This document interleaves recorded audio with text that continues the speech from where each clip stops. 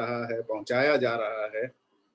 और सबसे और उससे भी ज्यादा भाग्यशाली विषय यह है कि हाल ही में एक बहन ने बताया था आज की ये जो सभा शुरू होके 1 साल हो गया है, ठीक ठीक आज के दिन 21 मार्च को ही शुरू हुआ था और आज भी 20 मार्च है, तो 21 मार्च है, क्षमा कीजिए। तो ये मेरा बहुत बड़ा सौभाग्य का विषय है कि 1 वर्ष के या 1 साल पूरे होने पर मैं आप लोगों के साथ ये एक क्या कहते हैं उसको, एक पहला वर्षगांठ में मैं प्रभु का संदेश लेकर आया हूँ और ये अवसर दिया, इसके लिए मैं परमेश्वर को धन्यवाद देता हूँ।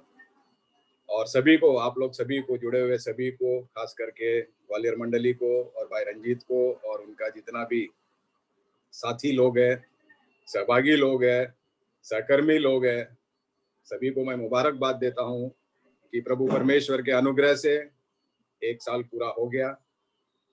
होने दे परमेश्वर ऐसे और अवसर हम सभी को देते रहे जब तक उनकी इच्छा है, जब तक ये परिस्थितियां सुलझ नहीं जाती, सुधर नहीं जाती, तब तक आइए हम उनका दिया हुआ ये शुभ अवसर का लाभ उठाते हुए उनके वचनों का अध्ययन करें। तो अभी हम अपने अध्ययन की ओर चलते हैं। जैसा कि शीर्षक आप देख पा रहे हैं कि अय्यूब का किताब। आप लोग सभी स्क्रीन को देख पा रहे हैं? जी सर, देख पा रहे हैं। और मेरा आवाज क्लियर है? आवाज साफ है?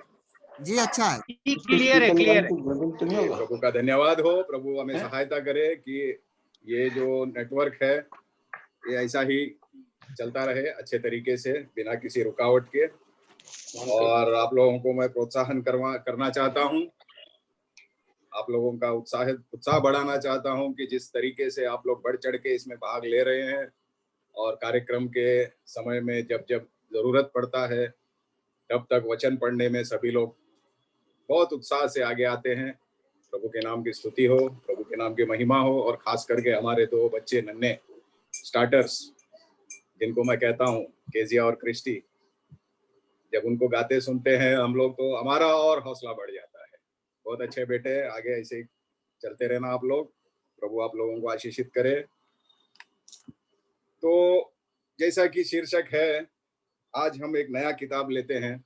पिछले दिनों हमने योना के किताब के बारे में देखा था, योना के जीवनी के बारे में देखा था। योना से प्रभु परमेश्वर ने हमें कई पाठ पढ़ाए थे। इसी रीति से हम एक और शख्सियत, एक और व्यक्ति, एक और प्रभु का दास अय्यूब के बारे में हम देखेंगे इन आने वाले दिनों में। और ये अय्यूब का किताब ये कोई छोटा किताब नहीं है। और अय्यूब क्योंकि वो बीच में रखा हुआ है बाइबल का, ये ना हम समझे कि अय्यूब जो है कोई कोई नया मनुष्य है या नया व्यक्ति है। और अय्यूब कोई भविष्यद्वक्ता भी नहीं था, लेकिन उनका नाम और उनके बारे में, उनके जीवनी के बारे में बाइबल में रखना ये बहुत ही क्या कहते हैं, आशीषजनक विषय है। क्योंकि हर एक व्यक्ति के जीवन में जो जो वास्तविक घटनाएं घटती है उन सब से ताल्लुकात रखने वाला ये अय्यूब का एक किताब है। तो आज के दिन हम परिचय देखते हैं उसको, और आने वाले दिनों में उसको हम संक्षिप्त में देखेंगे। तो सबसे पहले हम अय्यूब की किताब पहला अध्याय 1 से लेके 10 तक कोई भाई पढ़े तो अच्छा रहेगा। अय्यूब की किताब पहला अध्याय 1 से लेके 10 तक। उस देश में अय्यूब नामक एक पुरुष था। वह खरा और सीधा था और परमेश्वर का भय मानता और बुराई से दूर रहता था। उसके 7 बेटे और 3 बेटियां उत्पन्न हुई। उसके 7,000 भेड़ बकरियां, 3,000 ऊंट, 500 जोड़ी बैल और 500 गधियां और बहुत से दास दासियां थीं। वरन उसके पास इतनी संपत्ति थी कि पूर्वी देशों के लोगों में वह सबसे बड़ा था। उसके बेटे बारी बारी से एक दूसरे के घर में खाने पीने को जाया करते थे और अपनी तीनों बहनों को अपने संग खाने पीने के लिए बुलवा भेजते थे। जब जब भोज के दिन पूरे हो जाते, तब तब आयुब उन्हें बुलवाकर पवित्र करता और बड़े भोर को उठकर उनकी गिनती के अनुसार होम बलि चढ़ाता था, क्योंकि आयुब सोचता था, कदाचित मेरे लड़कों ने पाप करके परमेश्वर को छोड़ दिया हो। इसी रीति आयुब सदैव किया करता था। एक दिन यहोवा परमेश्वर के पुत्र उसके सामने उपस्थित हुए और उसके बीच शैतान भी आया। यहोवा ने शैतान से पूछा, तू कहाँ से आता है? शैतान ने यहोवा को उत्तर दिया, पृथ्वी भर पृथ्वी पर इधर उधर घूमते फिरते और डोलते डालते आया हूँ। यहोवा ने शैतान से पूछा, क्या तूने मेरे दास आयुब पर ध्यान दिया है? क्योंकि उसके तुल खरा और सीधा और मेरा भय मानने वाला और बुराई से दूर रहने वाला मनुष्य और कोई नहीं है। शैतान ने यहोवा को उत्तर दिया, क्या आयुब परमेश्वर का भय बिना लाभ के मानता है? क्या तूने उसको और उसके घर की और जो कुछ उसका है उसके चारों ओर बाड़ा नहीं बांधा? तूने तो उसके काम पर आशीष दी है और उसकी संपत्ति देश भर में फैल गई है। बस पढ़े गए इन वचनों को परमेश्वर हमारे हृदयों के समझ के लिए आशीषित करे। धन्यवाद भाई, आपके वचन सुंदर तरीके से पढ़े जाने पर। अब हम देखते हैं कि ये जो अय्यूब का किताब है, this is the oldest book in the Bible, set in the period or even before the time of patriarchs Abraham, Isaac, Jacob and Joseph। अगर हम देखा जाए तो बाइबल के जो महापुरुष है, जैसे कि अब्राहम, इसहाक, याकूब और यूसुफ, इनसे भी पहला, यानी हो सकता है कि इनसे भी पहला जो है अय्यूब की उपस्थिति या अय्यूब का रहना इस धरती पर हमें बताता है। और कई सारे बाइबल के जो ज्ञानी लोग हैं, बाइबल को अध्ययन करने वाले ज्ञानी लोग हैं, वो लोग भी यही मानते हैं कि ये सबसे पुराना किताब है बाइबल में रखा हुआ। और ये एक बहुत ही रोमांचक कहानी है। एक व्यक्ति सब कुछ खो जाता है अपने जीवन में, सब कुछ खोने के बाद भी हम देखते हैं कि ये व्यक्ति प्रभु के आशीष के चलते, प्रभु के इच्छा के चलते दुगना वो अपने जीवन में पा लेता है। और ये किताब जो है हमें उस स्वर्ग में हुई बहस के बारे में बताता है, जो प्रभु परमेश्वर और शैतान के बीच में हुआ था। This book begins with a heavenly debate between God and Satan। और कई इसके आगे देखते जाएं तो हम जैसे जैसे अध्याय को हम आगे अध्ययन करते जाएंगे, हर एक अध्याय को, उसमें हम देखते हैं कि कई तरीके के तकलीफें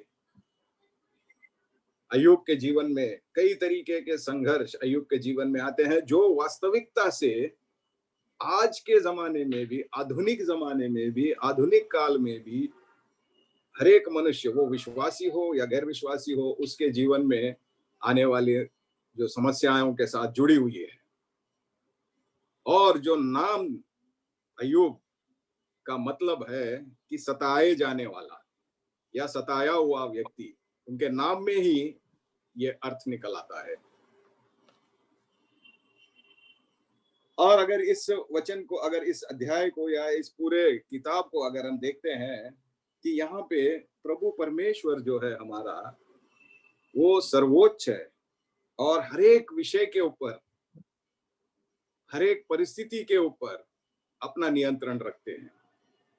जब भी अगर मनुष्य अपने आप को अकेला क्यों ना पाए, जब भी मनुष्य अपने आप को बिछड़ा हुआ या अकेला या कहीं पे त्यागा हुआ क्यों ना महसूस करे, लेकिन वचन हमें ये ढाढ़स देता है वचन हमें ये हौसला देता है कि परमेश्वर कभी भी मनुष्य के भयंकर से भयंकर परिस्थितियों में भी प्रभु उनके साथ में रहता है, उन्हें कभी छोड़ता नहीं है, ना कभी त्यागता नहीं है। यही वचन हमें इब्रानियों की पत्री में भी हमें यही चीज को पढ़ते हैं। और दूसरा हम देखते हैं अय्यूब के किताब के चलते कि हर एक व्यक्ति को, और खास करके जो प्रभु, जिनको प्रभु चाहता है और जो उनकी अति प्रिय सृष्टि है, जो यानी आप और मैं यानी मनुष्य जाति, प्रभु परमेश्वर के दृष्टि में सबसे अति प्रिय विषय क्या देखा जाए, या उनके हाथ के रचना में सबसे अच्छा ज्यादा उनको क्या लगा कि उन्होंने मनुष्य को रचा था, और उस मनुष्य उनके लिए अति प्रिय है। और उस अति प्रिय सृष्टि या अति प्रिय मनुष्य मानव जाति को परखने के लिए एक सीमा रखी गई है। वो सीमा पार करके उन्हें तकलीफें कभी नहीं आएंगे और वो परखे नहीं जाएंगे। हर एक तकलीफ का, हर एक परीक्षा का एक सीमा रखी गई है। और इसका जो लेखक के बारे में अगर हम देखें, अभी तक तो किसी ने जाना नहीं है कि अय्यूब की किताब को किसने लिखा है, लेकिन कुछ लोग मानते हैं कि या तो अय्यूब खुद लिखा होगा, या मूसा या सुलेमान ने लिखा होगा, लेकिन ये प्रमाणित नहीं है। अभी तक अनजाना है कि किसने अय्यूब के किताब को लिखा हुआ है और किस समय में लिखा हुआ है। जैसे कि मैंने पहले कहा था कि अब्राहम, इसहाक और यूसुफ, अब्राहम, इसहाक, याकूब और यूसुफ के जमाने से भी पहले का ही है। सो उसका जो है निकटतम काल तक पहुंचने के लिए आज भी बहुत सारे चर्चे हो रहे हैं, बहुत सारे बहसबाजियां हो रही हैं, लेकिन अभी तक इसका सही समय हमें पता नहीं चलता।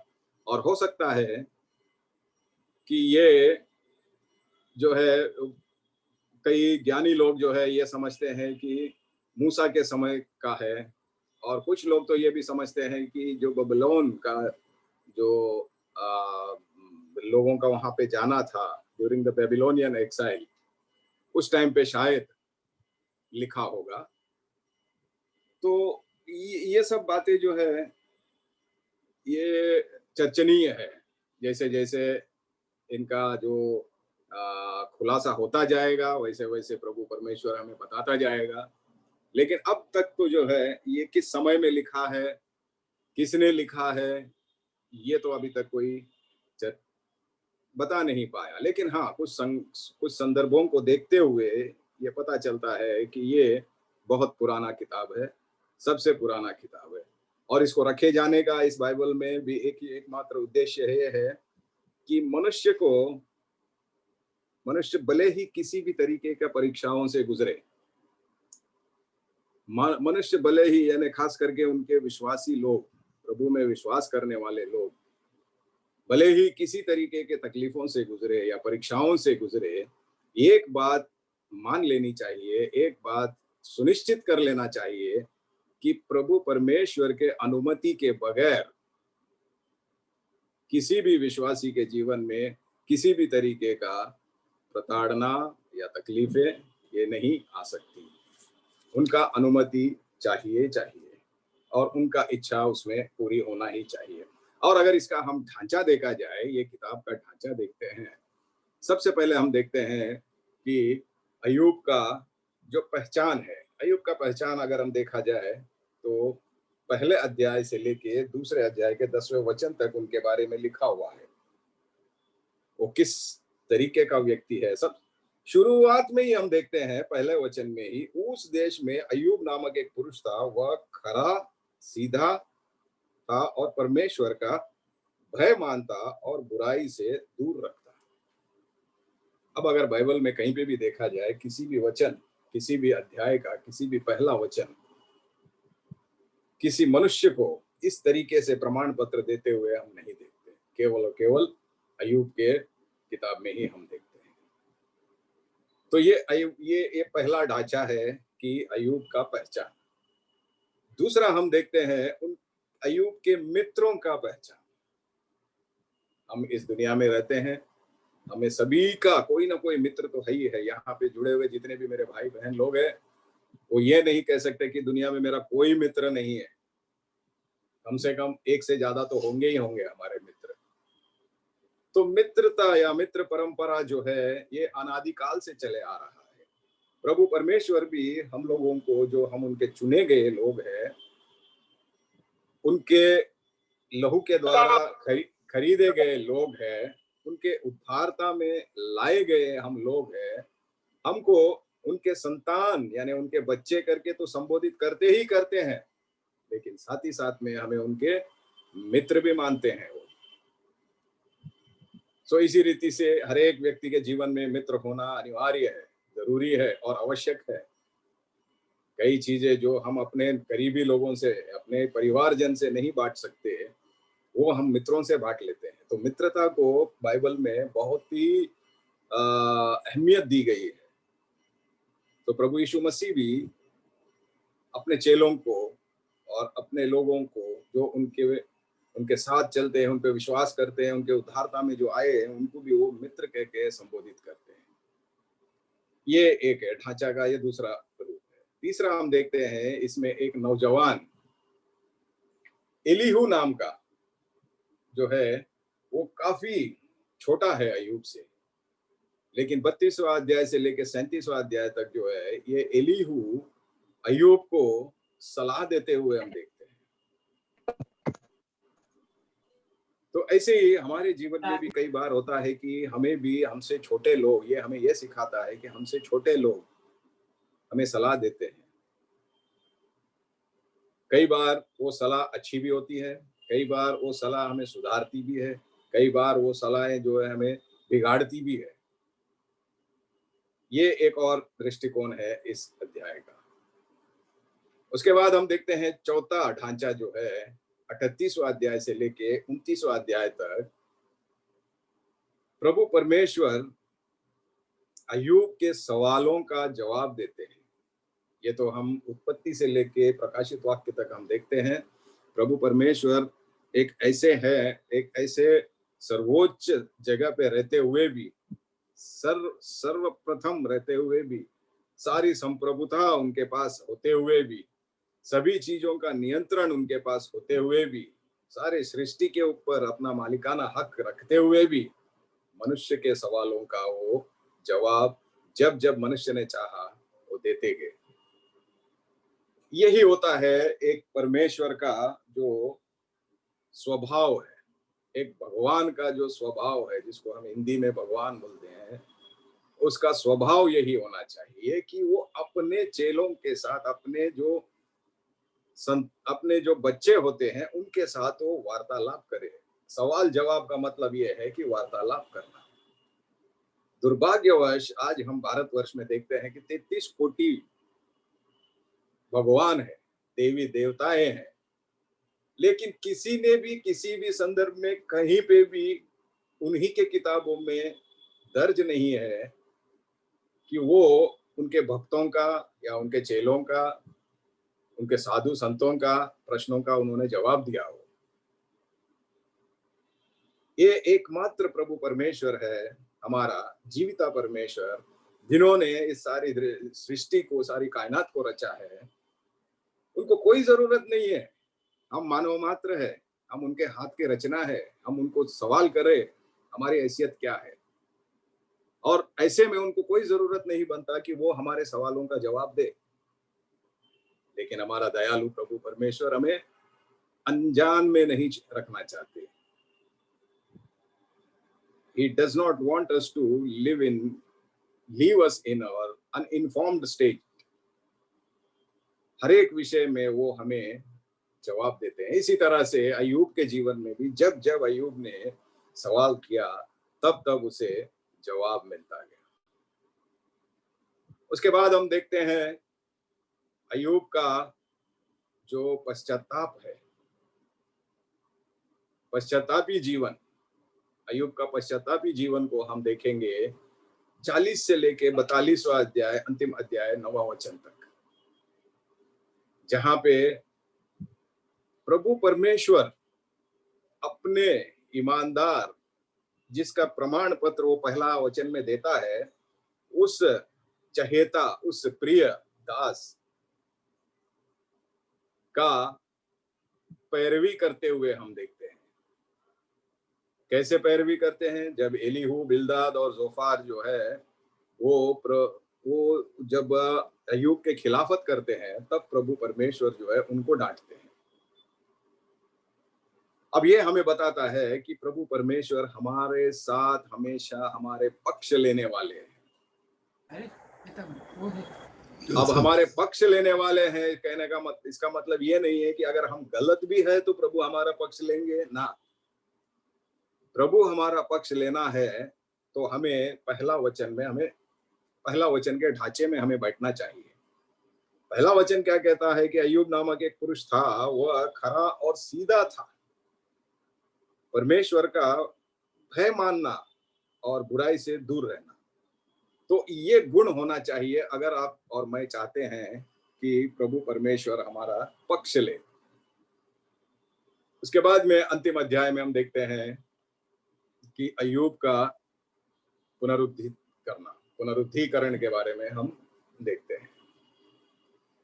तो ये है ढांचा इस पूरे अय्यूब के किताब का। तो इसमें हमें कई बुनियादी पाठ मिलते हैं। उन बुनियादी पाठों में से मुख्य भाग ये है, क्योंकि आज केवल हम परिचय के बारे में देखेंगे। अगर प्रभु ने चाहा तो पहला अध्याय को भी थोड़ा सा हम संक्षिप्त में देख लेंगे अगर समय रहता है तो लेकिन यहाँ पे जो है इस अय्यूब के किताब एक मनुष्य के जीवन के लिए बुनियादी पाठ, this book of Job, it teaches basic lessons to a human being, a person who is close to God or a person who is away from evil. परमेश्वर के निकट होना मतलब बुराई से दूर रहना। परमेश्वर से भय खाना मतलब बुराई से दूर रहना। खरा और सीधा रहने का मतलब परमेश्वर के निकट रहना।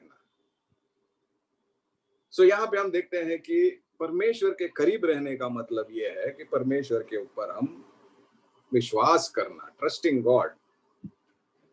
और ये परमेश्वर पे विश्वास या भरोसा करने का मतलब यह है कि हम जिस स्तर तक देखते हैं उससे आगे जहां प्रभु देखता है वहां तक हमें देखना चाहिए। यानी ये एक मित्रों के बीच में होने वाला एक संबंध है ये। अब अगर मेरा कोई मित्र है, अगर किसी को मैं मित्र मानता हूं, तो वो मित्र मैं अपने दृष्टिकोण से ही नहीं देखना चाहिए।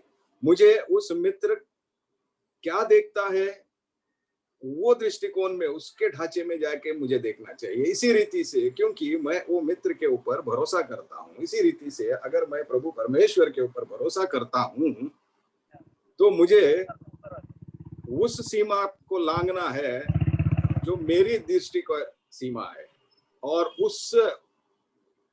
वहां तक देखना है जहां तक प्रभु देखता है। तो इसके लिए ये गहरापन पहुंचने के लिए ये आसान सी बात नहीं है। इस गहराई, इस निकटतम पहुंचने के लिए आसान सी बात नहीं है। इसके लिए मूल 3 चीजें दी गई है हमें पहला ही वचन में, कि एक तो पहला खरा होना चाहिए, सीधा होना चाहिए और परमेश्वर का भय मानना चाहिए। अगर अंग्रेजी में देखा जाएगा तो बहुत ही खूबसूरत तरीके से लिखा है कि whose name was Job, that man was blameless, यानी खरा है, सीधा होना चाहिए यानी he was upright, और परमेश्वर का भय मानना चाहिए। मतलब है कि वो परमेश्वर से he is fearing God। तब ही हम प्रभु जो देखते हैं, हम हमारी दृष्टि से भी आगे जो देखते हैं उसको हम देख सकते हैं। हमारी दृष्टि, हमारी मानव दृष्टि जो है सीमित है। आदम की दृष्टि हव्वा तक की सीमित थी। अगर हव्वा से भी आगे आदम देख पाता, प्रभु का प्रेम को आदम देख पाता, तो हव्वा की बात आदम नहीं मानता। इसी रीति से कई बार हमारी दृष्टि जो है वो सीमित हो जाती है। हम वो चीजें नहीं देख पाते जो प्रभु देखता है हमारे जीवन में। या हम वो चीजों को पहचान नहीं पाते जो प्रभु हमारे जीवन में हमसे करवाना चाहते हैं। सो प्रभु में भरोसा करना, trusting God means looking beyond what we can see to what God sees. ये एक बेसिक लेसन यानी एक बुनियादी पाठ हमें इस क्षमा कीजिए अय्यूब के किताब से हमें मिलता है। उसके बाद हमें देखते हैं कि adversity is a bridge to a deeper relationship with God. इसका मतलब क्या है?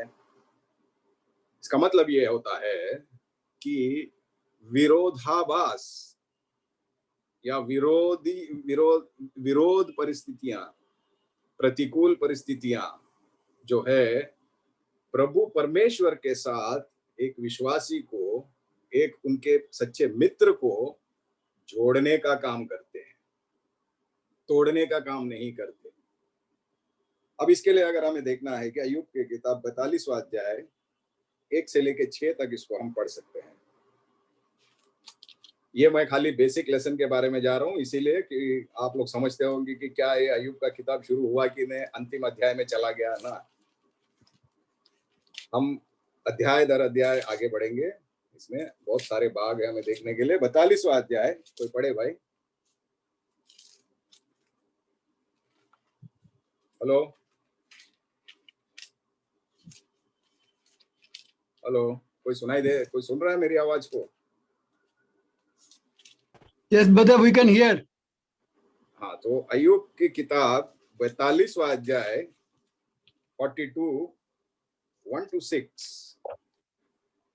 तब अय्यूब ने यहोवा को उत्तर दिया, मैं जानता हूं कि तू सब कुछ कर सकता है और तेरी युक्तियों में से कोई रुक नहीं सकती।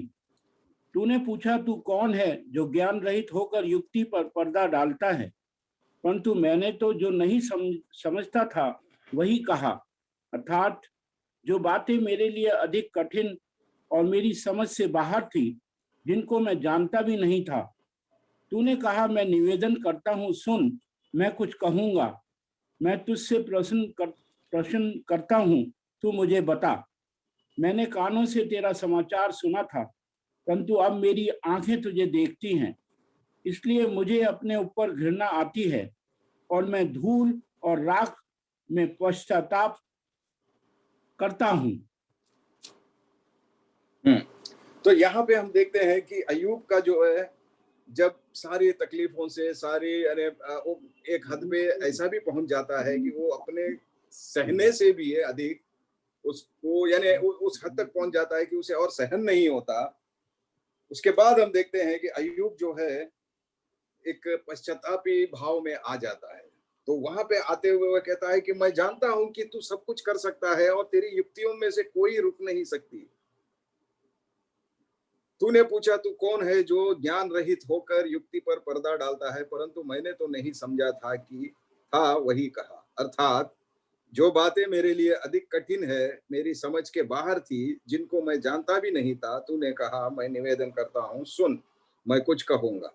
तो यहाँ पे ऐसा होता है कि अय्यूब का परिस्थिति जो है एक विरोधाभास परिस्थिति थी, एक प्रतिकूल परिस्थितियां थी। वहां पे जो निर्भरता जो है अय्यूब का प्रभु में और बढ़ता चला गया, और बढ़ता चला गया। वो एकदम निकटतम आ गया।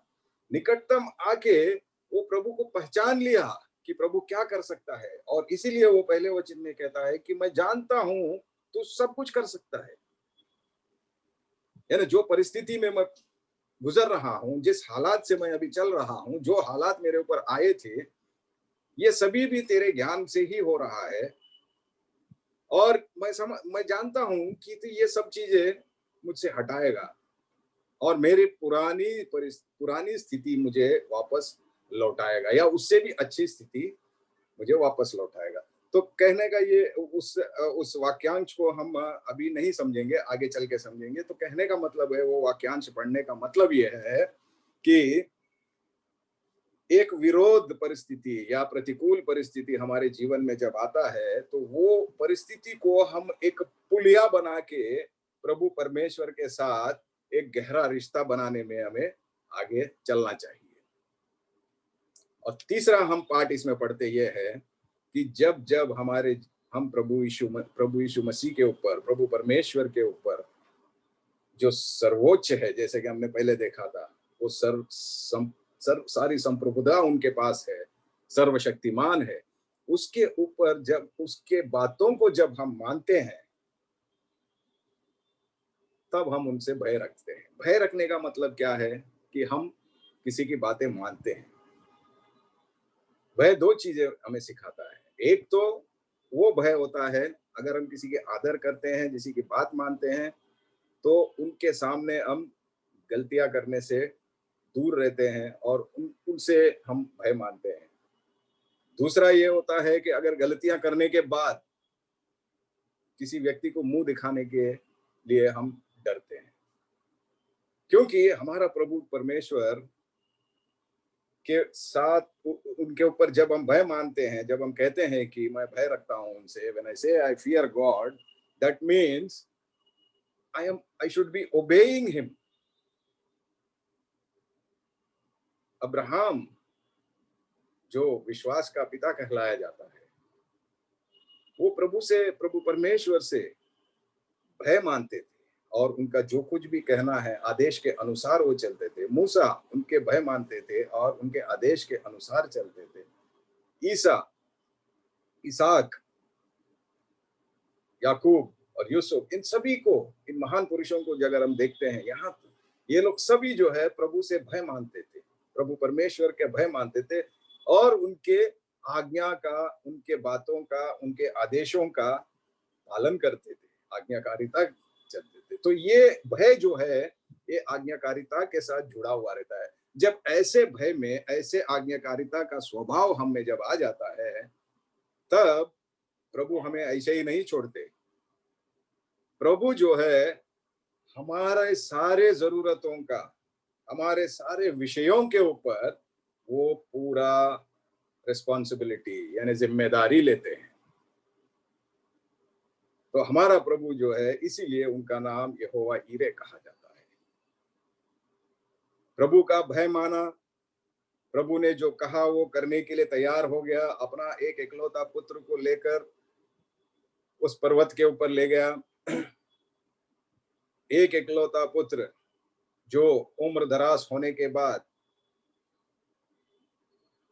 बुढ़ापे में दिया गया पुत्र को, और जिस पुत्र के चलते सारा जो वंश को बढ़ाने का जो एक वाचा पाया था, उसको लेकर प्रभु को बलि चढ़ाने के लिए चला गया। अब्राहम के विषय में हम देखते हैं कि वहां पे प्रभु परमेश्वर अंत में पूरा जिम्मेदारी लेते हैं कि वहां पे वो बलि जो है, बलि चढ़ाने की जो प्रक्रिया है वो पूरी हो। बलि चढ़ाने के लिए तैयारी जो है वो अब्राहम को करना था। बलि चढ़ाने के लिए इच्छुक अब्राहम को होना था। बलि चढ़ाने के लिए प्रयास अब्राहम को करना था। लेकिन वो बलि पूर्ण हो, उस बलि का संपूर्ण हो, उसकी जिम्मेदारी प्रभु परमेश्वर यहोवा का था। उन्होंने पूरा भरोसा, पूरा जिम्मेदारी उठाते हुए वहां पे एक मेमने को लाके खड़ा कर दिया। तो वहां पे अब्राहम पहचान लिया कि यहोवा ईरे यानी मेरा प्रभु मुझे देने वाला है। देने वाला कौन होता है? जो पूरा रिस्पॉन्सिबिलिटी लेता है, पूरा जिम्मेदारी जब उठाएगा तो वो ही सब कुछ पूरा करेगा। तो ये तीसरा पार्ट हम अय्यूब के जीवन में भी वही देखते हैं। अय्यूब की जितनी भी जरूरतें हैं, जितना भी उसे नुकसान हुआ, वो सबकी भरपाई प्रभु परमेश्वर ने किया। पूरा जिम्मेदारी उसने लिया, प्रभु परमेश्वर ने, कि अय्यूब की जिंदगी को पुनरुद्धित किया जाए। इसीलिए प्रिय भाइयों, हमारा जीवन का भी पुनरुद्धरण के बारे में प्रभु परमेश्वर पूर्ण भरोसा यानी पूर्ण जिम्मेदारी वो रखते हैं। केवल हमें एक ही बात है कि हम उनके आज्ञाकारी बनना चाहिए और पहला वचन के जैसे कि हमने कहा था ढांचे में हमें बैठना चाहिए। ये हर एक व्यक्ति को लागू होता है, विश्वासी अविश्वासी सभी को लागू होता है। ये खरा रहना यानी ब्लेमलेस रहना। यहाँ पे पाप के बारे में कहीं नहीं कहा गया है। ब्लेमलेस रहना यानी दोष रहित रहना। तीसरा अपराइट यानी सीधा रहना, हर विषय में सीधा, कोई टेढ़ापन नहीं किसी किस्म का। और बुराई से दूर रहना। ये तीनों कैटेगरी में जब हम आते हैं, इसका मतलब ये है कि हम प्रभु परमेश्वर का आज्ञा मानते हैं। जब हम प्रभु परमेश्वर का आज्ञा मानते हैं तो प्रभु जिम्मेदारी पूरा जिम्मेदारी उठाता है कि हमारे हर जरूरत को वो पूरी करता रहे। तो आज हम इस कोरोना पैंडेमिक महामारी के जमाने में भी सारी दुनिया डर रही है। वैक्सीन के पीछे कुछ लोग भाग रहे हैं, वैक्सीन लेने के बाद भी बोल रहे हैं कि भाई वैक्सीन लेने से कोरोना तो भाग नहीं जाता। ऐसी ओझल परिस्थिति है। इसका मतलब ये नहीं कि वैक्सीन हम ना लिया जाए, लेना है हम सभी को। लेकिन ये कहने का मतलब ये है कि ये ऐसे हालात में भी एक ही चीज आपको और मुझको प्रसन्न करती है, वो है हमारा प्रभु यीशु मसीह का शांति जो उन्होंने हमें दी है। तो यही होता है, वो शांति के चलते प्रभु परमेश्वर हमारा पूरा जिम्मेदारी ले रहे हैं। हम में से कितने लोगों संक्रमित हुए, कितने लोग ठीक हो गए, अच्छे अच्छे गवाही लेके हम बाहर निकल आए। प्रभु के नाम की स्तुति हो। ये क्यों हुआ? ये किस लिए हुआ? क्योंकि प्रभु परमेश्वर हमारा पूरा जिम्मेदारी ले रहे हैं। तो ये बेसिक लेसन हमें अय्यूब की किताब से मिलता है। और इसमें यहाँ पे चौथा बेसिक लेसन यानी बुनियादी पाठ हमें ये मिलता है कि हमारे जीवन में भले कितने ही अंधियारे वाले समय क्यों ना आए, काले परिस्थितियां क्यों ना आए, वो ज्यादा दिन रुकने वाले नहीं है। उनका रुकना भी जो है वो तब तक ही होगा जब तक प्रभु यीशु मसीह, प्रभु परमेश्वर का उद्देश्य पूरा ना हो। ये जो कोरोना का महामारी है, ये त्रासदी चल रही है, ये भी तब जब तक ही रुकेगा, जब तक ही चलेगा, तब तक प्रभु परमेश्वर का उद्देश्य पूरा ना होता। यहाँ पे आपका और मेरा उद्देश्य पूरा नहीं है, प्रभु परमेश्वर का उद्देश्य पूरा होना चाहिए। तो ये अध्याय हमें ये भी बताता है कि हमारे जीवन में जो अंधियारे घड़ियां आते हैं, अंधेरे भाग जो आते हैं, ब्लैक स्पॉट्स जो आते हैं, डार्क मोमेंट्स जो आते हैं, ये तब तक ही रहेंगे जब तक प्रभु अपना उद्देश्य को पूरा नहीं करता। तो ये जो समय चल रहा है, ये भी तब तक ही रहेगा जब तक प्रभु परमेश्वर का उद्देश्य आपके जीवन में, मेरे जीवन में पूरा नहीं होता। अब इसके बाद हम देखते हैं कि ये जो अध्याय है, इसमें 17 भाग है। हमारे जो अध्ययन होगा ये भी 17 भागों से जुड़ा हुआ है आगे चल के। और ये इस 17 भाग में अगर हम देखते हैं तो कुछ बुनियादी वचनों को अभी हम पढ़ेंगे। तो मेरे भाई लोग मुझे थोड़ा मदद करिएगा क्योंकि वचन ज्यादा है और जरा जल्दी जल्दी पढ़ते जाइएगा। तो कोई मदद करेंगे? हाँ या ना बोलिए। Yes sir, yes sir. क्योंकि आप लोगों के खामोशी मुझे डरा देता है, पता नहीं कि नहीं, या नहीं क्या चलेंगे। मैं पढ़ूंगा सर पूरा वचन। हाँ, तो ठीक है।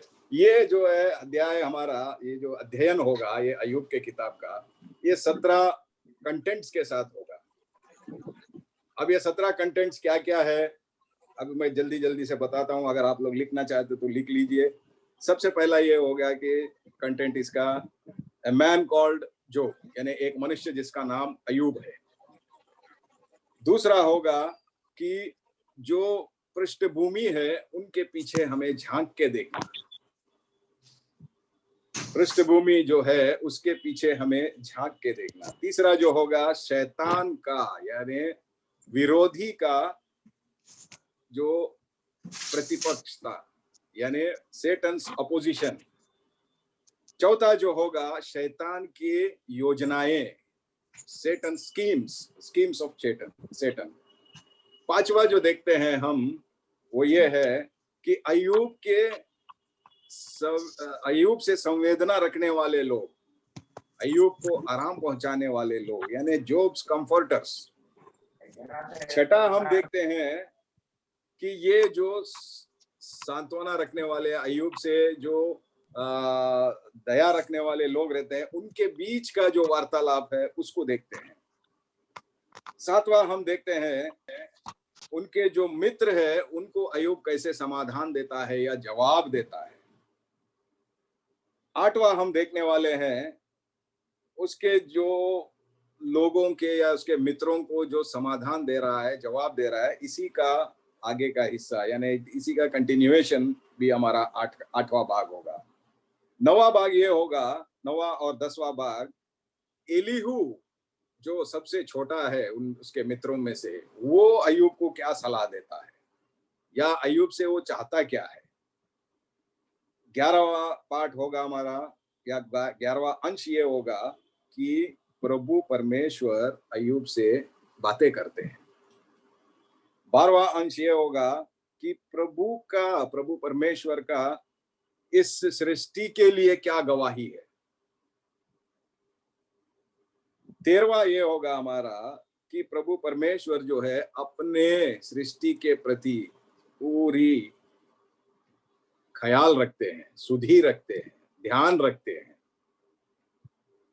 14वां देखते हैं कि प्रभु परमेश्वर का अपने सर्वोच्चता में अय्यूब का जो अंतिम पाठ जो है अय्यूब के जीवन में उसको देखते हैं। 15 वचन में हम देखते हैं कि विजय पाना, कैसे विजय पाया गया है।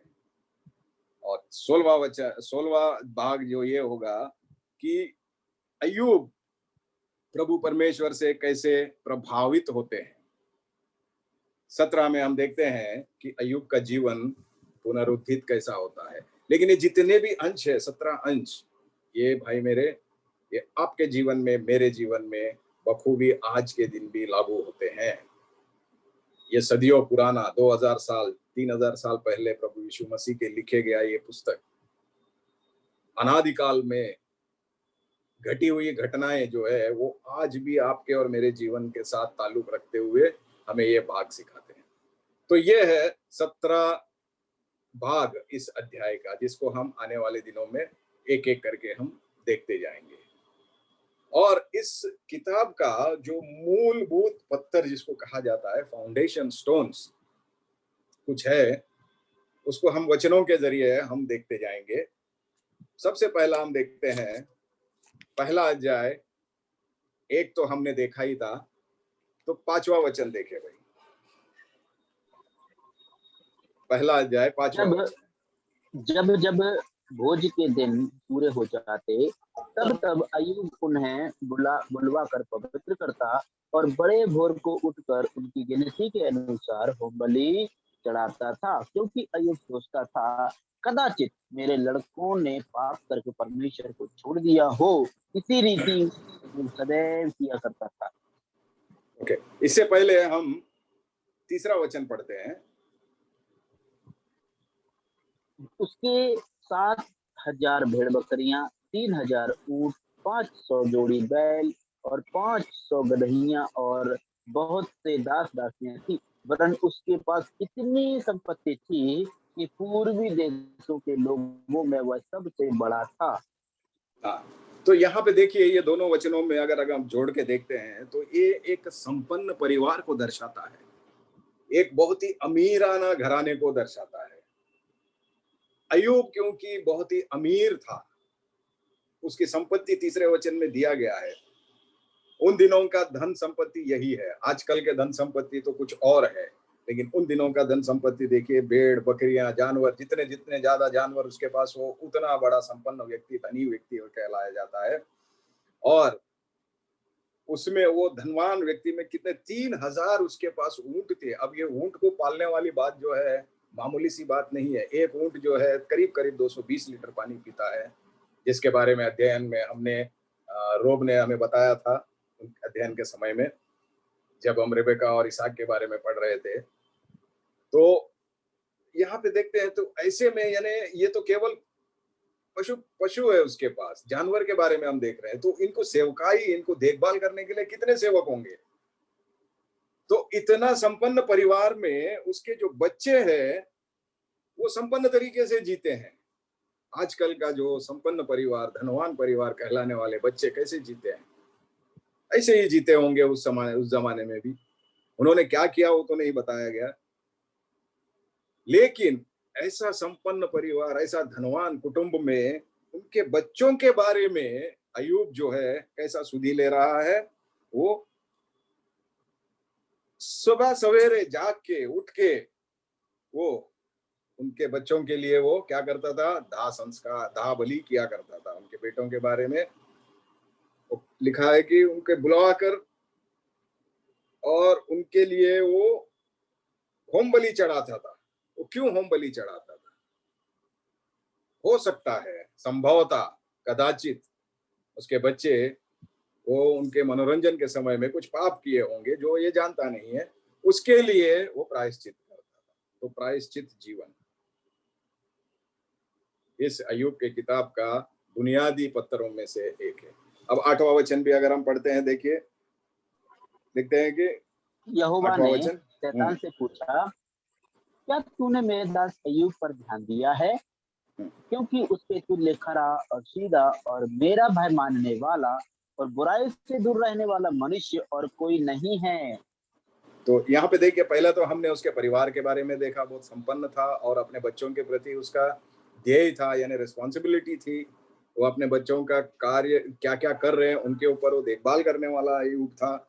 उसके बाद एक और बात हम देखते हैं कि जो स्वर्ग में होने वाली चर्चा, बातचीत शैतान और प्रभु परमेश्वर के बीच में वार्तालाप यहाँ हम देखते हैं। और ये वार्तालाप हमको 2 बार इस अध्याय में मिलता है। दूसरे अध्याय के 3रे वचन में भी हम इसको पढ़ सकते हैं। तो यहाँ पे कहता है कि प्रभु कहता है कि यहोवा ने शैतान से पूछा, क्या तूने मेरे दास अय्यूब का ध्यान दिया है? क्योंकि उसके तुल्य खरा, सीधा और मेरा भय मानने वाला, बुराई से दूर रहने वाला कोई नहीं है। हूबहू पहला वचन का ये कॉपी है अय्यूब के क्वालिटीज को लेते हुए। तो वो वहां पे प्रभु परमेश्वर जो है शैतान से गवाही ले रहा है, शैतान से पूछ रहा है। तो शैतान जो है वो लगातार काम में लगा रहता है कि उनके बच्चों को, यानी प्रभु परमेश्वर के बच्चों के पीछे लगा रहता है, उनकी सुधि लेते रहता है कि ये उनका रिपोर्ट कार्ड लेके घूमते रहता है। अपने लोगों को, अपने साथियों का, अपने लोगों का रिपोर्ट कार्ड लेके घूमने का उसको कोई जरूरत नहीं है। वो आपका और मेरा रिपोर्ट कार्ड लेके घूमता है। तो वही रिपोर्ट कार्ड का यहाँ पे प्रेजेंटेशन हो रहा है। 12वां वचन हम पढ़ते हैं, एक और मील का पत्थर, एक और बुनियादी पत्थर। यहोवा ने शैतान से कहा, सुन, जो कुछ उसका है वह सब तेरे हाथ में है, केवल उसके शरीर पर हाथ ना लगाना। तब शैतान यहोवा के सामने से चला गया। तो देखिए, आपका और मेरा जैसा अय्यूब का जीवन प्रभु के हाथों में है, अय्यूब के जीवन के ऊपर प्रभु परमेश्वर नियंत्रण रखता है। हमारे जीवन के ऊपर भी प्रभु परमेश्वर ही नियंत्रण रखता है और हमारा जीवन भी उन्हीं के हाथों में है। उनके अनुमति के बगैर ये रिपोर्ट ले जाने वाला भी हमें कुछ नहीं कर सकता। ये आज मैं इनका कोई खुलासा नहीं कर रहा हूं, केवल हम इनको एक ऊपर से देखते जाएंगे। तो इसका मतलब यह है कि प्रभु परमेश्वर जो है उनके लोगों का, उनसे भय मानने वालों का, वो पूरी तरीके से नियंत्रण रखते हैं, उनको अपने ताबे में, यानी ही पोजेसेस, यानी अपनी संपत्ति मान के चलते हैं। उसके बाद हम देखते हैं 21वां वचन। मैं अपनी माँ के पेट से नंगा निकला और वही नंगा लौट जाऊंगा।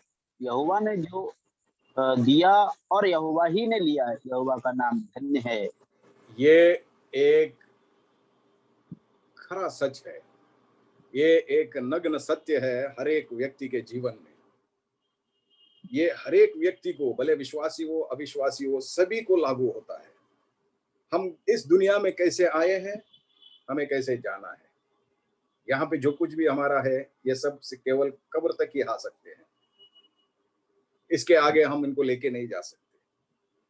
और जो कुछ हमें इस दुनिया में, इस जीवन में हमें मिलता है, वो आपका, मेरा, हमारा स्वयं कृषि से कमाया हुआ नहीं है, वो प्रभु का दिया हुआ है।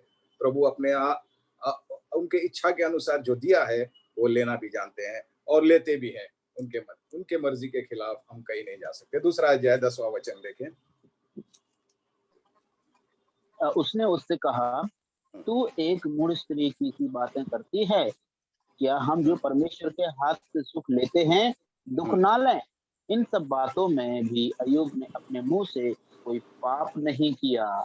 हाँ, देखिए घर में विरोध आया अय्यूब को, घर पे ही विरोध शुरू हो गया अय्यूब को, घर वाले ही थक गए, घर वाले ही परेशान हो गए अय्यूब के हालात देखते हुए।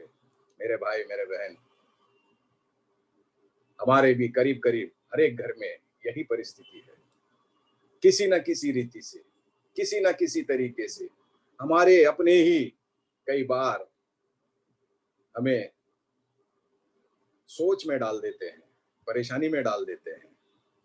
तो लेकिन यहाँ पे अय्यूब का जवाब देखिए, कितना उत्तम जवाब वो दे रहे हैं।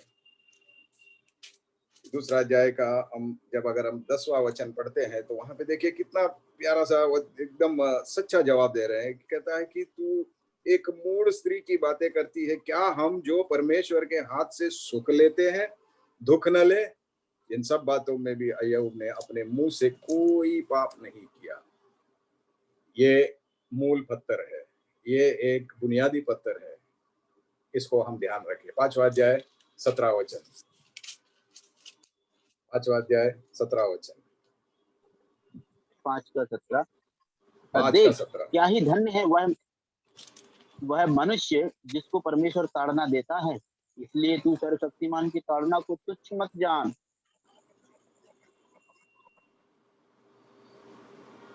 हाँ, तो 5 का 17 में देखिए, देख क्या ही धन्य है वो मनुष्य जिसको परमेश्वर ताड़ना देता है, इसलिए तू सर्वशक्तिमान की ताड़ना को तुच्छ मत जान। यानी परमेश्वर अगर ताड़ना देते भी हैं, इसका मतलब यह है कि हम धन्य हैं। धन्य लोगों को ही परमेश्वर ताड़ना देते हैं, धन्यहीन लोगों का ताड़ना प्रभु परमेश्वर कभी नहीं करते, क्योंकि ताड़ना जिनको देते हैं उनसे वो प्रेम करते हैं।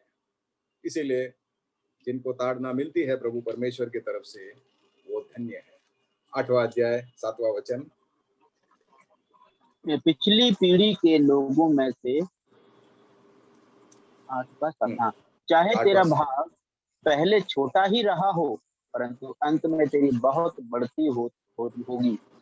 प्रभु के नाम की स्तुति हो। ये एक कितना प्रैक्टिकल वर्स है। देखिए, though your beginning was small, yet your later end would increase abundantly।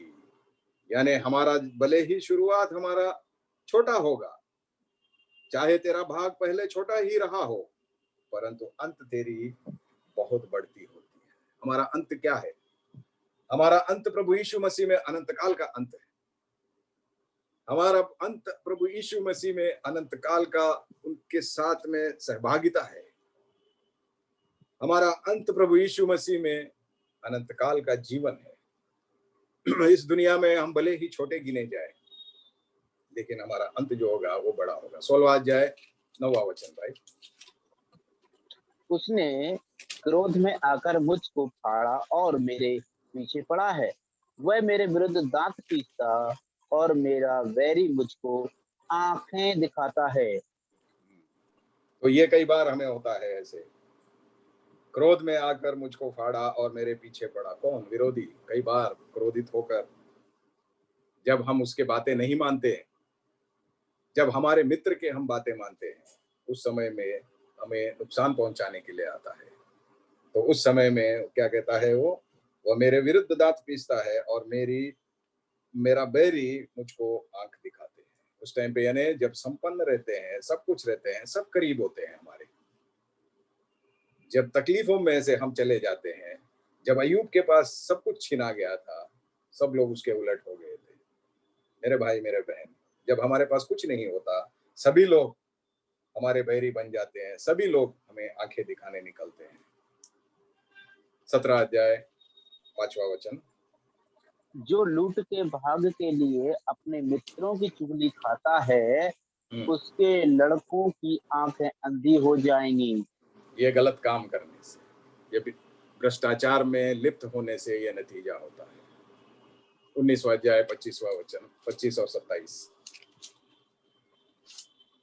मुझे तो निश्चय है कि मेरा छुड़ाने वाला जीवित है और वह अंत में पृथ्वी पर खड़ा होगा और अपनी 27, उसका दर्शन मैं आप अपनी आंखों से अपने लिए करूंगा और कोई दूसरा नहीं। यद्यपि मेरा हृदय अंदर ही अंदर चूर चूर भी हो जाए।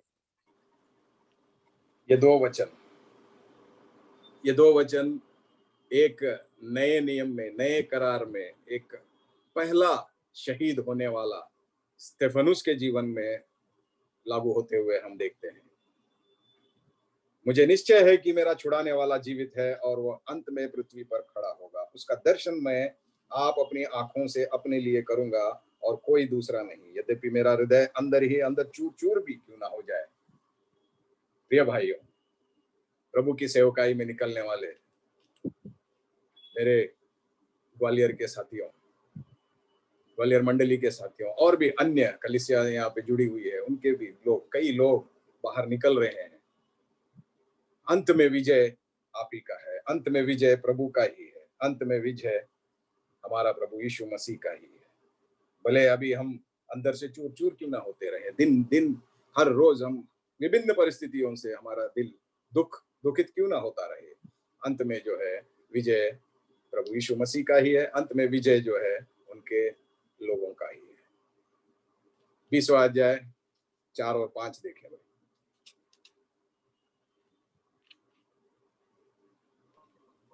हेलो जी, 20 का 4-5 या 20 का 4 और 5।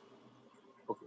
क्या तू यह नियम नहीं जानता जो प्राचीन काल और उस समय का है जब मनुष्य पृथ्वी पर बसाया गया, कि दुष्टों का ताली बजाना जल्दी बंद हो जाता है और भक्तिहीनों का आनंद पल भर का होता है।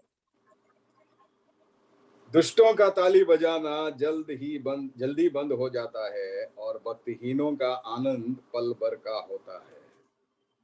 अब ये वचन को मैं ज्यादा समझाने की जरूरत नहीं है, ये आप खुद समझ सकते हैं कि भक्तिहीनों का आनंद, आपका और मेरा आनंद कैसा है। क्या हम पल भर के आनंद में जी रहे हैं या दीर्घ आनंद के लिए, जो अनंत काल का आनंद है, उसके लिए हम संघर्ष कर रहे हैं। 21वां अध्याय 7वां वचन। क्या कारण है कि दुष्ट लोग जीवित रहते हैं वरन बूढ़े भी हो जाते हैं और उनका धन बढ़ता जाता है। ये जो वचन है, ये जो सवाल है, हर एक विश्वासी को, कई बार अधिकांश विश्वासियों को अपने विश्वास में डगमगाने के लिए काफी है। कई बार हम यही सोच को लेके चलते हैं। कई बार अगर हम भक्तिहीन लोगों का उन्नति देखते हैं तो हमारे जीवन में ऐसा ही सवाल आने लगते हैं। 22वां वचन देखे भाई, 21वां अध्याय, इसी अध्याय का 22वां वचन। क्या परमेश्वर को कोई ज्ञान सिखाएगा? वह तो ऊंचे पद पर रहने वालों का भी न्याय करता है। तो ये एक मनुष्य को, विश्वासी हो अविश्वासी हो, कुछ चीजें, कुछ इसमें बिंदु जो है विश्वासियों के लिए है, कुछ जो है अविश्वासियों के लिए है, कुछ दोनों के लिए भी है। यहाँ पे अब देखते हैं कि क्या परमेश्वर को कोई ज्ञान दे सकता है? भले आप साइंटिस्ट हो जाओ, इंजीनियर हो जाओ, प्रोफेसर हो जाओ, डॉक्टर हो जाओ, भले उच्चतम से उच्चतम शिक्षा क्यों ना पाले, आप परमेश्वर को कभी नहीं सिखा सकते, कभी नहीं ज्ञान दे सकते, क्योंकि वो ऊंचे स्थान पे बैठा है, आप और मैं निचले स्थान पे हैं। 22 का तीसरा वचन। क्या तेरे धर्मी होने से सर्वशक्तिमान सुख पा सकता है?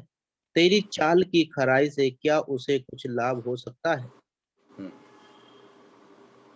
ये भी एक सवाल है। क्या तेरे धर्मी होने से सर्वशक्तिमान सुख पा सकता है?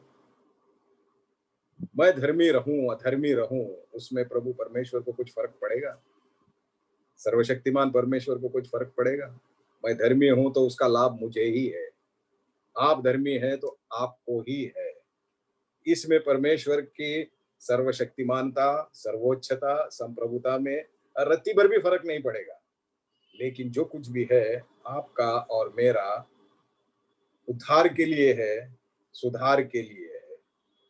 अगर हम यह समझते हैं कि मैं धर्मी हो जाने से सर्वशक्तिमान को फायदा हो रहा है, उनकी महिमा जो है और दुगना हो जा रहा है, ना, हम ना ही उनकी महिमा को जोड़ सकते हैं, ना ही उनकी महिमा को हम घटा सकते हैं। 23वां अध्याय 10वां वचन।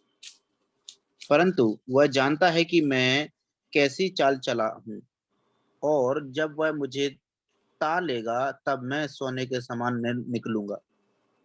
तो ये प्रभु परमेश्वर जब अपने लोगों को, अपने भक्तों को, अब उनकी आज्ञा मानने वाले, उनके सामने खरे रहने वाले, उनके सामने निर्दोष रहने वाले, उनको जब परखेंगे तब ये परिणाम निकलेगा। परंतु वह जानता है कि मैं कैसी चाल चला हूं, और जब वह जब मुझे ता लेगा तब सोने के समान मैं निकलूंगा। सोना एकमात्र धातु जिसको जितना आग में डालो उतना वो निखर के आता है। तो यही स्वभाव प्रभु परमेश्वर हम में और आप में वो चाहते हैं। इसका 12वां अध्याय वचन पढ़ा, 12वां वचन भी पढ़िए भाई, 23 का। उसकी आज्ञा का पालन करने से मैं ना हटा, और मैंने उसके वचन अपनी इच्छा से कहीं अधिक काम में जानकर सुरक्षित रखे हैं। ये एक मजबूत गवाह है, एक मजबूत गवाह है अय्यूब का। यही गवाह एक विश्वासी आपका और मेरा, हम सबका अंत में होना चाहिए। 13वां वचन भी पढ़े। परंतु वह एक ही बात पर अड़ा रहता है, और कौन उसको उससे फिरा सकता है? जो कुछ उसका जी चाहता है वही वह करता है। पहले तो हम उसको ज्ञान नहीं दे सकते, दूसरा जो है उनको हम फायदा नहीं पहुंचा सकते, तीसरा जो है वही है, वो जो करेंगे उसको हम स्वीकार करना है। उसको हम अस्वीकार भी हम या उसको टुकरा भी नहीं सकते। यानी पूरी नियंत्रण, सारा संप्रभुता उन्हीं के हाथ में है। किनके हाथ में? सर्वशक्तिमान परमेश्वर जो हमें और आपको चला रहा है। 24वां अध्याय 24वां वचन। वे थोड़ी देर के लिए बढ़ते हैं, तब जाते रहते हैं। वे दबाए जाते हैं और सबों के समान रख लिए जाते हैं, और अनाज की बाल के समान काटे जाते हैं।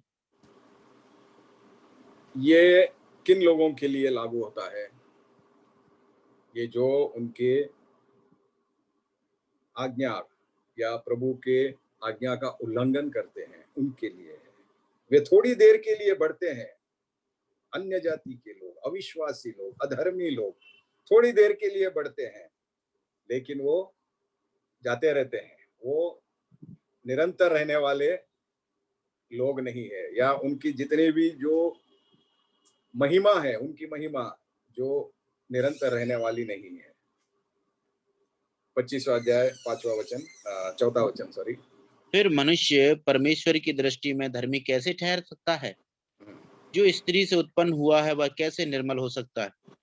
तो इसका जवाब जो है, इस वचन का जवाब हमें रोमियों की पत्री में मिलता है। ये हम आगे देखेंगे। फिर मनुष्य परमेश्वर की दृष्टि में धर्मी कैसे ठहर सकता है? जो स्त्री से उत्पन्न हुआ वह कैसे निर्मल हो सकता है? ये धर्मी और निर्मल, ये दोनों स्वभाव से आज भी हर एक व्यक्ति संघर्ष कर रहा है। तो इसके बारे में हम आने वाले दिनों में देखते हैं। 26वां अध्याय 7वां वचन।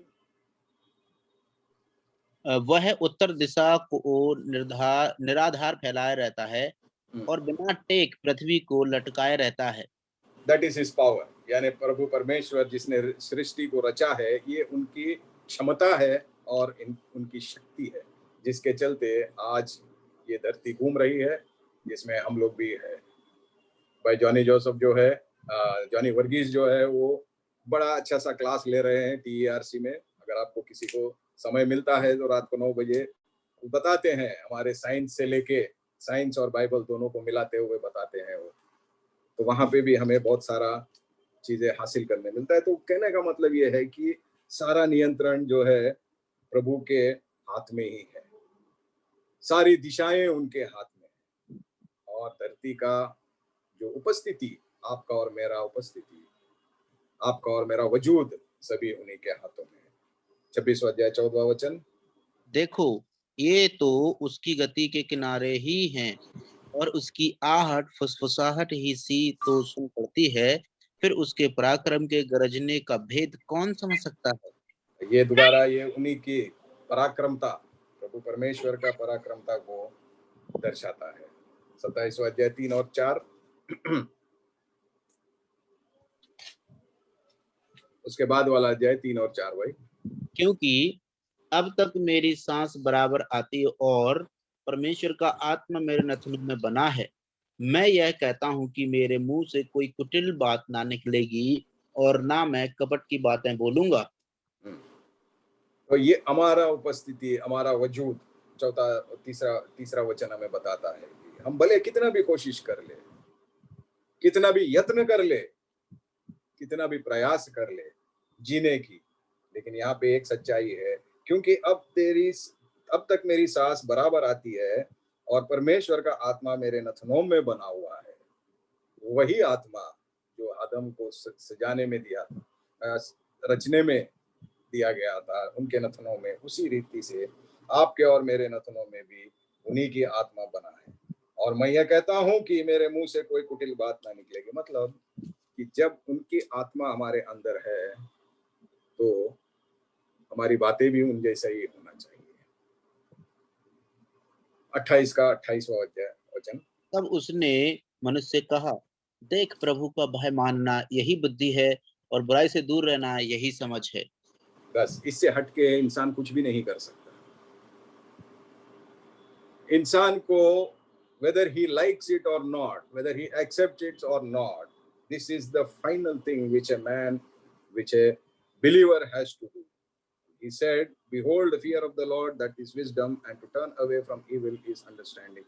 तब उसने मनुष्य से कहा, देख, प्रभु का भय मानना यही बुद्धि है, दूसरा कोई बुद्धि नहीं है, और बुराई से दूर रहना यही समझ है। ये दोनों अय्यूब समझ चुका था। इतने संपन्न होने के बाद, इतने पार्टियां मनाने वाला, उसके घर में इतना, जैसे कि आजकल के मॉडर्न रिच जिसको कहा जाता है, जो संपन्न कॉस्मोपॉलिटन फैमिलीज जिनको बोलते हैं दुनियावी रीति से, उन जैसा ही जीवन जी रहा था, उन जैसा ही संपन्न था वो भी। लेकिन वहां पे उसने दो भेद उसने जान लिया। वो ये था कि प्रभु का भय मानना और बुराई से दूर रहना। ये भी इस अय्यूब के किताब का एक मूलभूत पत्थर है, एक मूल पत्थर है, फाउंडेशन स्टोन जिसको कहा जाता है। अगले अध्याय का दूसरा वचन पढ़े भाई। भला होता कि मेरी दशा बीते हुए महीने की सी होती, जिन दिनों में परमेश्वर मेरी रक्षा करता था। तो ये कई बार हम भी पीढ़ा में जब आते हैं, जैसा अय्यूब पीढ़ा में था, तो ये कह रहा है हम भी कई बार पीड़ा में आते हैं, तकलीफ में आते हैं, तो हम भी ऐसा ही रिग्रेट करते हैं पुराने दिनों से, क्यों ऐसा अवस्था है। वहां पे तो अय्यूब के जीवन में अनुमति दी गई थी कि वो उस अवस्था में जाने के लिए। लेकिन हमारे जीवन में अगर हम परखे तो हमने प्रभु यीशु मसीह के लहू से छुटकारा पाके, उनके आत्मा के संरक्षण में रहते हुए, उनके लहू की जो छाया है उसके अंदर रहते हुए भी हमें कई बार ये बातें कहने, अपने दिल से हम अपने आप से कहते रहते हैं कि भला होता कि मेरी दशा बीते हुए दिनों की सी होती, जिन दिनों में परमेश्वर मेरी रक्षा करता था। इसका मतलब क्या परमेश्वर अभी रक्षा नहीं करता है? अय्यूब से भी ज्यादा आपको और मुझको परमेश्वर रक्षा करता है। अय्यूब के जमाने में तो परमेश्वर जिनको चाहे उनसे मिलते थे, जिनको चाहे उनसे टुकराते थे, जिनको चाहे वो उसी वक्त सजा देते थे। लेकिन आज अनुग्रह काल है, हम प्रभु यीशु मसीह के अनुग्रह काल में है। वो अनुग्रह हमारे ऊपर हमेशा बनाए रखता है, और उस अनुग्रह काल में चलाने के लिए एक उनकी पवित्र आत्मा परमेश्वर हमारे अंतर्वास करते हैं। तो ऐसे में ऐसा रिग्रेटफुल वचन हम भी कहते हैं क्या? 30वां अध्याय 20वां वचन। मैं तेरी दुहाई देता हूँ, परंतु तू नहीं सुनता। मैं खड़ा होता हूँ, परंतु तू मेरी ओर घूरने लगता है। तो इसका वचन का मतलब क्या है? मैं तेरी दुहाई देता हूँ परंतु तू नहीं सुनता। उससे इसको जानने के लिए हमें उसके ऊपर वाला वचन भी पढ़ना पड़ेगा। परमेश्वर ने मुझको कीचड़ में फेंक दिया और मिट्टी और राख के तुल्य हो गया हूँ। मैं तेरी दुहाई देता हूँ परंतु तू नहीं सुनता, मैं खड़ा होता हूँ परंतु तू मेरी ओर घूरने लगता है। इसका मतलब यह है कि प्रभु हमें और भी अधिक से अधिक परिपक्वता की तरफ, अय्यूब को और भी प्रभु परिपक्वता की तरफ, he want to test him like a gold, जैसा सोना परखा जाता है और भी प्रभु चाहते थे परखा जाता है। लेकिन ये बात अय्यूब समझ नहीं पा रहा है, ये बात अय्यूब को तकलीफ पहुंचा रही है। स्वाभाविक है, मनुष्य जाति, मनुष्य का सोच, मनुष्य का जो स्वभाव, मनुष्य का जो चीजों को पहचानने की ताकत प्रभु के ताकत से, प्रभु की सोच से परे है। उनके सोच तक हम पहुंच नहीं सकते। इसीलिए नासमझी में अय्यूब ये बातें करते हुए हम देखते हैं। 31वां अध्याय पहला वचन देखिए। मैंने अपनी आंखों के साथ वाचा बांधी है, फिर मैं किसी कुंवारी पर कैसे आंखें लगाऊं। तो ये जो है, इसको ज्यादा समझाने की जरूरत नहीं है। ये वचन अपने आप में सेल्फ एक्सप्लेनेटरी है। इसका 4था वचन देखें इसी अध्याय का। क्या वह मेरी गति नहीं देखता और क्या वह मेरे पग पग को नहीं गिनता। तो यहाँ पे अय्यूब वो सच्चाई धीरे धीरे पहचान रहा है कि वो सब कुछ देखता है। ये सब कुछ देखते हुए भी वो क्यों नहीं कुछ एक्शन ले रहा है, क्यों नहीं कुछ प्रतिक्रिया दिखा रहा है। लेकिन प्रभु का समय, हमारा समय, प्रभु का सोच, हमारा सोच, दोनों में अंतर है। हम चाहते हैं कि चीजें जो है हम जैसा चाहते हैं वैसा होवे, लेकिन प्रभु हम जैसा चाहते हैं वैसा कभी नहीं होने देते। वो जैसा चाहते हैं वैसा होने देते। जब तक उनकी इच्छा पूरी ना हो, जब तक उनके पर्पस पूरा ना हो, तब तक वो चीजों को बदलते नहीं है। हम सोचते हैं क्या प्रभु कोरोना को देखते नहीं है क्या, ये पैंडेमिक को देखते नहीं है क्या। अभी हाल ही में मैं एक उदाहरण देता हूँ। पिछले सप्ताह सोमवार, गए हफ्ते में सोमवार को मैं रंजनगांव नामक एक जगह पे गया था, मंगलवार को क्षमा कीजिए, पुणे के पास है। तो वहां पे एक साइट विजिट के लिए काम के सिलसिले में गया था। तो वहां पे हिंदुओं का एक तीर्थ स्थान है जहाँ पे इनका जो विनायक वगैरह रखा जाता है। जो व्यक्ति वहां जाता है उसे दर्शन करना ही है। तो मेरा टीम जो था उसमें से कुछ लोगों ने बोलने लगे, सर यहाँ पे गाड़ी रोकवा दीजिए, हम लोग जरा दर्शन दे के आते हैं। मैंने उनसे पूछा, भाई क्यों जा रहे हो तुम लोग, क्या दर्शन देख रहे हो। उन्होंने कहा कि ऐसा ऐसा है, वहाँ पे उनसे दर्शन करना है, विनायक है, उनको दर्शन करना है। तो मैं बोला क्या करोगे दर्शन करके। नहीं, उनको बताएंगे कि जो हालात चल रहा है ये कोरोना को कम कर दे, ये कोरोना का जो महामारी चल रही है उसके बारे में उनसे विनती करके आते हैं, उनको बता के आते हैं। उन्होंने ऐसा कहा, उनको बता के आते हैं। तो मैंने बोला भैया बैठो एक मिनट, जाओ, मैं नहीं रोकता हूँ, लेकिन थोड़ा सा मुझे समझा के जाओ, आप उनको मानते क्या हो। बोलते हैं वो हमारे भगवान है। तो मैं बोला भगवान कौन होता है, सर्वांतर्यामी होता है ना। बोलते हैं हाँ। सर्वशक्तिमान होता है ना। बोलते हैं हाँ। यानी हर जगह उपस्थित होने वाला होता है ना। बोलते हैं हाँ। तो जब ये तीनों गुण अगर उस भगवान में है तो उसको तुम क्या बताओगे जाके, वो तो देख ही रहे हैं ना। अगर वो भगवान है तो वो देख ही रही है सब कुछ जो कुछ हो रहा है। तो ऐसे में तुम्हें बताना क्या है उनको। तो बोलते हैं सर आपने जो बोला वो ठीक है, बराबर है, लेकिन फिर भी आस्था है, आस्था को हम रोक नहीं सकते। तो मैंने बोला भैया आस्था आपकी है, ऐसे अंधभक्ति में जीते रहो, लेकिन जो सच्चा परमेश्वर है, जिन्होंने आपको मुझको रचा है, उनके अनुमति के बगैर ये काल नहीं हो रहा है। ये काल आया है इंसान के ऊपर, मनुष्य जाति के ऊपर, मतलब ये उनके अनुमति से ही आया है। और उनका उद्देश्य जब तक पूरा नहीं होगा, भले आप कहीं पे भी जाओ, किसी भी मूर्ति के पास जाओ, किसी भी पेड़ पौधे के नीचे जाके दंडवत करो, ये जाने वाला नहीं है। मैंने कहा कि आओ जो सच्चा परमेश्वर है उनकी बात माने, उनको उनके पास हम दंडवत करें, उनको अपना परिस्थिति बताए, हालात मत बताइए उनको, हालात वो सब जानते हैं। प्रभु को हम हालात पढ़ाने वाले नहीं बनना चाहिए। इसीलिए ये वचन देखे क्या कहता है 4था वचन में, क्या वो मेरी गति नहीं देखता और क्या वह मेरे पग पग से नहीं गिनता। हर एक चीज को उनकी जानकारी है। ये जो पैंडेमिक हो रही है ये उनकी जानकारी है, उनकी जानकारी में है, हमें उनको बताने की जरूरत नहीं है। लेकिन वो तब तक रहेगा जब तक उनका जो उद्देश्य है वो पूरा नहीं होता। और उनका उद्देश्य क्या है अब तक हम में से अधिकांश लोग समझ गए होंगे। जब सब कुछ नॉर्मल चल रहा था, हमारे पास कई सारे उलट सीधे कारण होते थे प्रभु के उपस्थिति में आने से वंचित होने के लिए। चर्च आने के लिए, चर्च नहीं आने के लिए हमारे पास कई सिली रीजंस हुआ करते थे। कलीसिया संबंधित कार्यक्रमों में नहीं आने के लिए हमारे पास कई कारण हुआ करते थे, लेकिन अब वो कारण सब कहाँ है? अब तो घर बैठे आपको वचन सुन मिल रहा है। जेब में मोबाइल डालो, कान में हेडफोन्स लगा लो, टहलते रहो, बातें सुनो, ना नहीं कह सकते आप। सो ये परमेश्वर का एक उद्देश्य ये है कि अगर आप नहीं आओगे, मैं मेरा वचन तुम्हारे पास पहुंचाऊंगा। कल को ये नहीं कहना कि प्रभु मैं व्यस्त था इसलिए मैं तेरा वचन सुन नहीं पाया, प्रभु मैं व्यस्त था इसलिए मैं तेरी सभा में जा नहीं पाया। तो ये दोष प्रभु सहन नहीं करेंगे। ये सभी जानते हैं, वो हमारी गति को देखते हैं, वो हमारे बारे में पग पग जानते हैं। 36वां अध्याय 15 वचन। वह दुखियों को उनके दुख से छुड़ाता है और उपद्रव में उनका कान खोलता है।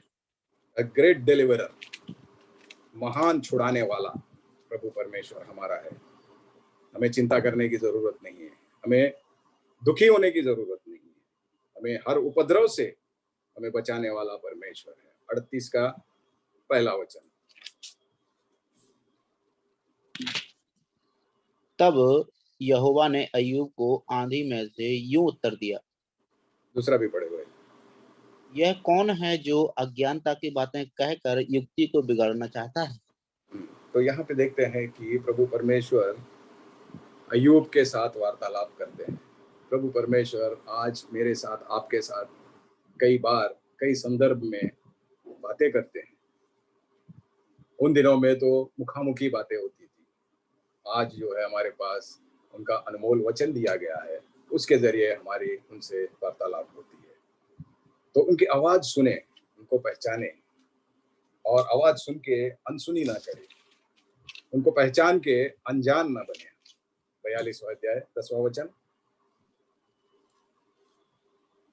जब अय्यूब ने अपने मित्रों के लिए प्रार्थना की, तब यहोवा ने उसका सारा दुख दूर किया और जितना अय्यूब के पास पहले था उसका दुगना यहोवा ने उसे दे दिया। ये थोड़ा सा स्ट्रेंज नहीं लगता है?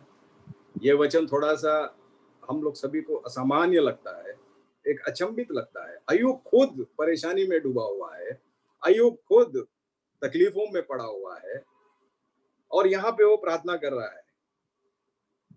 किसके लिए प्रार्थना कर रहा है? तब अय्यूब ने मित्रों के लिए प्रार्थना की, तब यहोवा ने सारा दुख दूर कर दिया। उसने मित्रों के लिए प्रार्थना की, लेकिन उसका दुख दूर हो गया। इसका कहने का मतलब ये है कि जब भी प्रार्थना करो, it should not be a selfish shopping listed prayer, यानी अपना व्यक्तिगत बाजारी सूची जैसा हमारा प्रार्थना नहीं होना चाहिए। हमारा प्रार्थना हमेशा दूसरों के लिए होना चाहिए। जब दूसरों के लिए हम प्रार्थना करेंगे, प्रभु हमारी आवश्यकताएं, हमारी जरूरतें वो पूरी करते रहेगा। अंत में हम 17 वचन देके इस अध्याय का अंतिम वचन देखें। अंत में अय्यूब वृद्धावस्था में दीर्घायु होकर मर गया।